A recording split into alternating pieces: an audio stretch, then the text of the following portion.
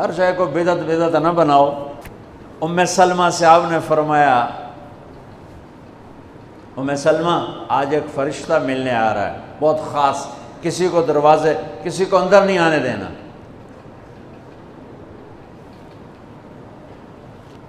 حضرت ام سلمہ پیرے پہ کھڑی ہو گئی۔ تھوڑی دیر میں حسین آ گئے، چھوٹے بچے معصوم ابھی، اندر جانے لگے، انہوں نے روک دیا، وہ رونے لگے، وہ روئے تو انہوں نے چھوڑ دیا۔ تھوڑی دیر کے بعد اندر سے میرے نبی کے زور زور سے رونے کی آواز آئی، زور زور سے رونے کی آواز آئی۔ ام سلمہ رہ نہ سکی، بھاگ کے اندر گئیں تو آپ نے کیا دیکھا؟ آپ نے حسین کو یوں سینے سے چمٹایا ہوا تھا اور ایسے ہل ہل کے رو رہے تھے، ایسے بلک بلک سسک سسک کے رو رہے تھے، اور آپ کے آنسو آپ کے رخسار اور داڑھی پر اتر کر رہے تھے، اور آپ نے یوں بھینچا ہوا ایسے دبایا ہوا تھا۔ تو حضرت ام سلمہ نے کہا میرے ماں باپ قربان یا رسول اللہ، کیا ہوا؟ آپ ایسے تڑپ کے کیوں رو رہے ہیں؟ تو آپ نے روتی آواز میں کہا، بہتے آنسوؤں کے ساتھ، کپ کپاتے بدن کے ساتھ، کہ ام سلمہ یہ فرشتہ جو مجھے ملنے آیا تھا یہ میرے بچے کو دیکھ کر کہہ رہا ہے کہ آپ کی امت اس بچے کو قتل کر دے گی، اور جہاں اس کا خون گرے گا وہ مٹی مجھے دکھائی ہے اس نے، کہ میں اس لیے اس پہ رو رہا ہوں۔ ابھی تو وہ شہید نہیں ہوئے اور رویا جا رہا ہے، تو ہم تو ان کی شہادت پہ روتے ہیں بھائی، ہم تو ان کی شہادت پہ روتے ہیں، اور یہ قیامت تک روتے رہے گی دنیا۔ قیامت یہ اللہ کا نظام ہے، اس نے کربلا کے واقعے کو یوں کر دیا جیسے ہر سال آج ہی ہوا ہے، آج ہی حسین شہید ہو رہے ہیں، آج ہی عبداللہ کا سر کٹ رہا ہے، آج ہی زینب کی چادر کو پھاڑا جا رہا ہے، آج ہی لاشوں کو گھسیٹا جا رہا ہے۔ وہ میں حیران ہوتا ہوں، ٹیپو سلطان سرنگا پٹم میں شہید ہوئے، دشمن کون انگریز کون کافر، تو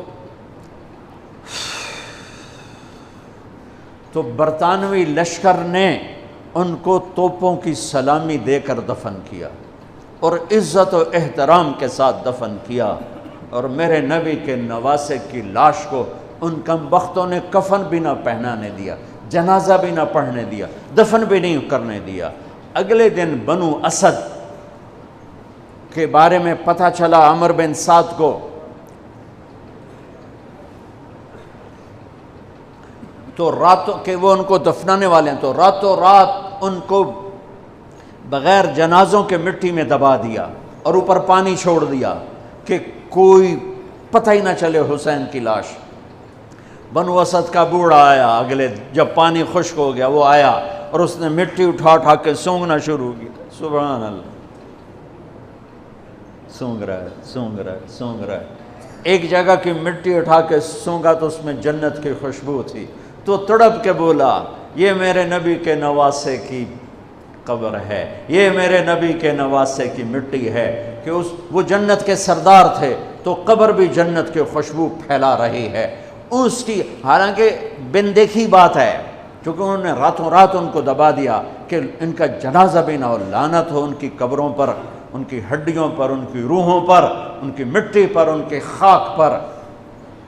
سمجھ میں نہیں آتا، نبی کے گھر کے کتے کی بھی ہم تو عزت کریں گے اگر آج ہمیں پتہ چلے یہ نبی کے گھر کا کتا ہے۔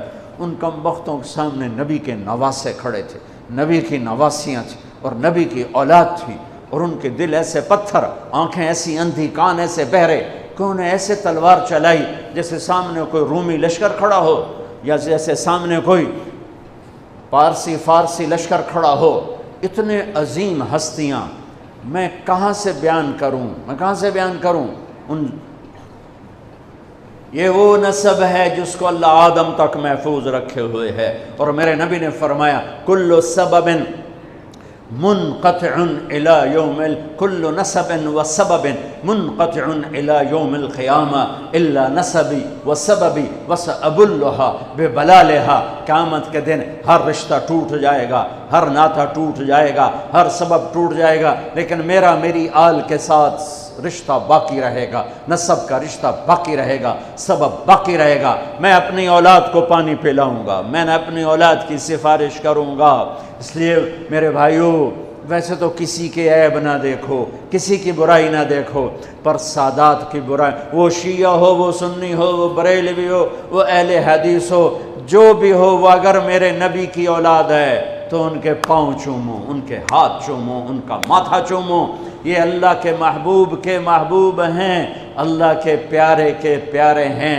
مجھے میری اولاد محبوب ہے، آگے ان کے پوتے ہو گئے، آگے ان کے بچے بچیاں ہو گئے، نواسیاں ہو گئے، پوتے پوتیاں ہو گئے، وہ ان سے بھی پیارے لگتے ہیں۔ میرے نبی نے اعلان کیا، میں اپنی نسل کو پانی لگاؤں گا قیامت کے دن، میں اپنی نسل کو پانی لگاؤں گا قیامت کے دن۔ پر اتنے سارے فرمان کے بعد بھی کیا شہید کیا گیا ہے، وہ کس بے دردی سے کیا گیا ہے۔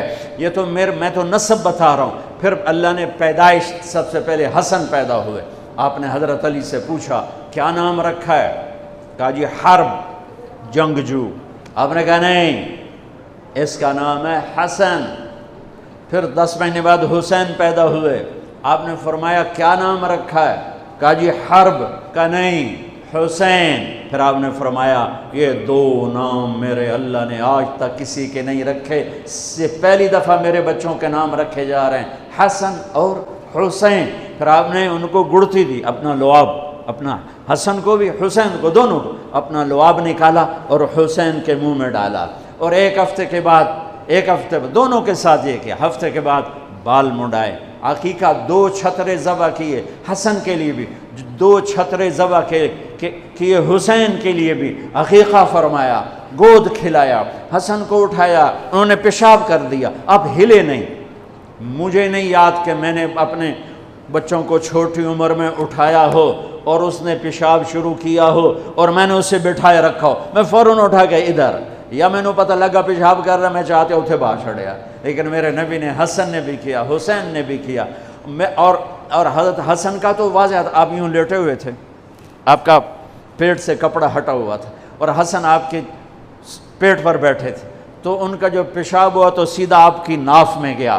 اور نبی پاک ذات، پیشاب ناپاک، وہ تو ہر چیز، ہر ناپاک سے دور ہوتے ہیں، لیکن جب حسن نے پیشاب شروع کیا، میرے نبی ایسے ہو گئے، ایسے بالکل ایسے ہلے نہیں کہ بچہ کہیں پیشاب نہ روک دے۔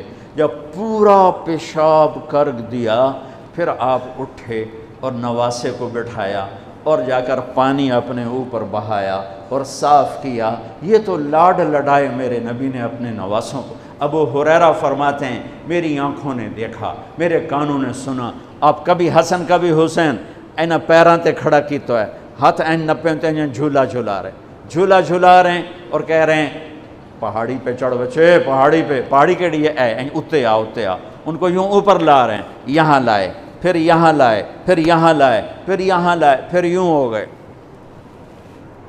اور ان کے ہاتھ پکڑ کے یہاں تک پہنچایا، یہاں، اور پھر آگے بڑھ کے بوسہ لے کر کہا اے اللہ میں ان سے پیار کرتا ہوں، تو بھی ان سے پیار فرما۔ ایسوں کو ذبح کر دیا۔ کتے کو مارتے ہوئے رحم آتا ہے،